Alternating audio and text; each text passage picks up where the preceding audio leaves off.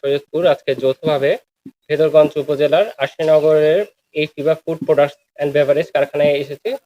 আমরা সরজমিনে তদন্ত করে দেখেছি এখানে বেশ কিছু ধরনের খাদ্যপণ্য যেমন হচ্ছে এডিবল জেল, লিচি ড্রিঙ্কস ও আরো হচ্ছে আর্টিফিশিয়াল ড্রিঙ্কস উৎপাদন হচ্ছিল। যেগুলোর ক্ষেত্রে আমরা কাগজের ব্যর্থ দেখেছি। তারা মূলত হচ্ছে সিদ্ধিরগঞ্জ, নারায়ণগঞ্জের ঠিকানায় এগুলো উৎপাদন এবং মজুতকরণ করছিল, যেটা আইনত দণ্ডনীয় অপরাধ। একই সাথে হচ্ছে তাদের কিছু আমরা বিভিন্ন ধরনের রং পেয়েছি বা ফ্লেভার পেয়েছি, যেগুলো হচ্ছে কোনো ধরনের অনুমোদন নেই এবং উৎপাদনকারী প্রতিষ্ঠান কিংবা ইম্পোর্টারের কথা কোনো কিছুই উল্লেখ ছিল না।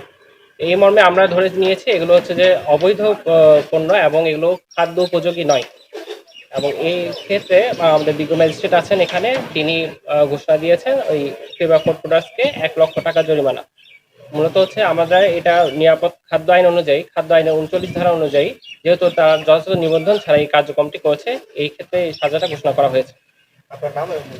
আমি সুব্রত ভট্টাচার্য, জেলা নিরাপদ খাদ্য কর্মকর্তা, শরীয়তপুর। বা আর্টিফিশিয়াল যেসব ড্রিঙ্ক আছে এগুলো যদি বাচ্চারা দীর্ঘদিন ধরে খেয়ে থাকে তাহলে তাদের কিডনির বিভিন্ন ধরনের অসুখ হতে পারে। এবং এগুলো যেহেতু হচ্ছে বিভিন্ন ধরনের অনিবন্ধিত রং বা ফ্লেভার দ্বারা তৈরি করা হচ্ছে, সেক্ষেত্রে তাদের মধ্যে ক্যান্সারও হতে পারে। এবং ক্যান্সারের কারণ আপনারা সবাই জানেন, ক্যান্সার হলে কিন্তু বাচ্চারা মারাও যেতে পারে। অর্থাৎ আমাদের জনস্বাস্থ্যের জন্য মারাত্মক হুমকি স্বরূপ এগুলো। অবশ্যই আমাদের এই ধরনের অভিযান আমাদের পুরো শরীয়তপুর জেলাব্যাপী অব্যাহত আছে এবং আমরা আগামী দিনেও এই অভিযানগুলো চলমান রাখবো। আমরা যে কোনো ধরনের ভেজাল খাদ্য বিরোধী তথ্য পেলে সঙ্গে সঙ্গে আমরা এই ধরনের অভিযান করি এবং সংশ্লিষ্ট কর্তৃপক্ষকে যথাযথ প্রমাণ সাপেক্ষে আমরা আইনানুগ ব্যবস্থা গ্রহণ করি।